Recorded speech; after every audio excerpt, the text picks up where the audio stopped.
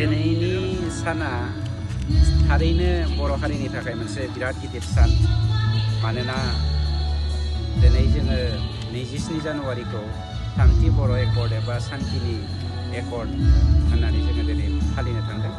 लोगोसे चिरां जिल्लानि सिङाव थानाय गासैबो डिनोमिनेसनफोरखौ लानानै ग्रेजुवेट अनवार्ड जेसेबां मानि जोंनाव ख्रिस्टियान सेंग्रा सिख्लाफोर दङ बिथांमोनखौ ज' जाहोनानै मोनसे सेमिनार खुंदों जोंनि थुक्राझार 2 नम्बर थुक्राझार गिर्जायाव।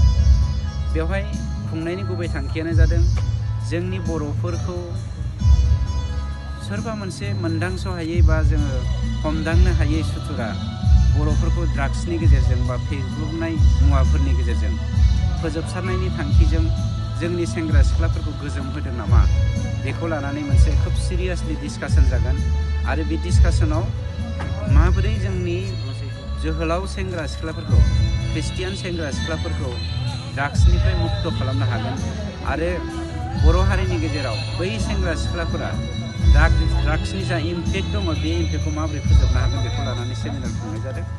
गतिके जोंनि सरकारा मानब गेदेर प्रमद बर' बिथांनि दैदेननायाव बेफोरबायदि हाबाफारिखौ जेब्लायबो हेफाजाब खालामगोन मानोना दुलाराय बर' फरायसा आफाद बर'नि मोनसे सिनस्रि आफाद बर' थुनलाइ आफादा जि सानस्रिजों जोनोम जादों गेरेमसा हारि दानायनि बा माहारियारि बादखौ नोजोर बोनानै बेखौ जाफुंसार होनोब्ला जों साफ्रोमबो बर' फिसायानो सांग्रां जानांगोन।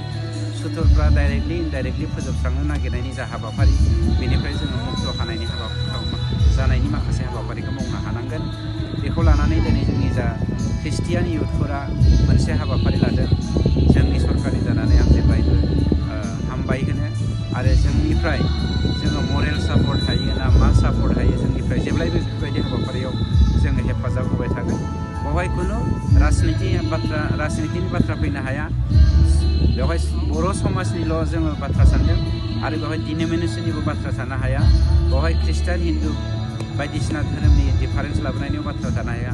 इयुथफोरखौ जोङो माबोरै बेफोरबायदि एन्टि ससियेल एलिमेन्टनिफ्राय मुक्त खालामनो हागोन बेसो मेन हाबाफारि।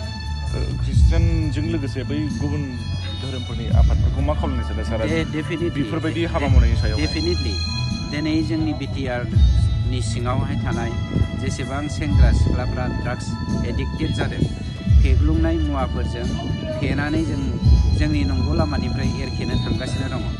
बेनिफ्राय जोङो रैखाथि मोननोब्ला जेरै ख्रिस्टियान सेंग्रा सिख्लाफ्रा जोंनि माखासे प्रफेसारफ्रा जा हाबाफारि लादों आं खोब गोजोननाय मोन्दों। बेफोरबायदिनो ख्रिस्टियान समाजनि गेजेरावल' नङा ख्रिस्टियान धोरोमारिनि गेजेरावल' नङा बे बाथ्राखौ जोङो साफ्रोमबो बर'नि सिगाङाव खाथियावहाय जों मेसेज हरनो हानांगोन। जोङो सान्ति जौगाथाय माहारियारि बादखौ सोमोन्दो लानानै जुदि गुथुं मोनसे समाज दानोब्ला बेफोरबायदि गासै एन्टि ससियेल एलिमेन्टनिफ्राय मुक्त जानो थाखाय साफ्रोमबो बर' दैदेनगिरिफोरा साफा सफिस्टिकेटेड लिडार जानानै बर' हारि दानायनि थाखाय आवगायबोनांगोन। मोनसे गोजोनथाव खौरां क'क्राझार सहरनि जेडे रडजों नांजाबनाय गोजोनपुरि रयेल एनफिल्ड श'रुमनि गोजौआव थानाय आइ आफा बिएम इनस्टिट्युट अफ पेरामेडिक्स बेखेवदों। बे आइ आफा बिएम इनस्टिट्युट अफ पेरामेडिक्सआ नोंथांमोननो लानानै फैदों देहा जोथोन लाखिनायनि माखासे आयदाफोरनि 2024-2025 मायथाइनि मुं थिसननाया फैगौ 15 जानुवारिनिफ्राय जोबथा मार्च दानसिम सोलिगासिनो दङ।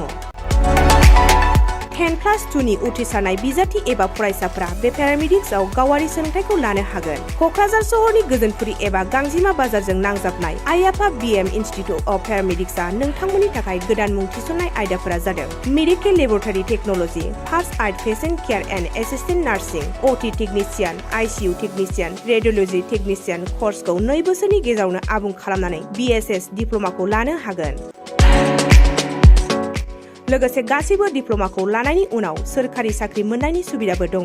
जुदि नोंथांमोनहा बेफोर कर्सनि थाखाय गोदानै मुं थिसननो गोसो दङब्ला आइ आफा बिएम इनस्टिट्युट अफ पेरामेडिक्सनि नैबे जानबुं नम्बर 9395899391 एबा 8638391746 आव थोंजों सुलाद लाहरनो हागोन।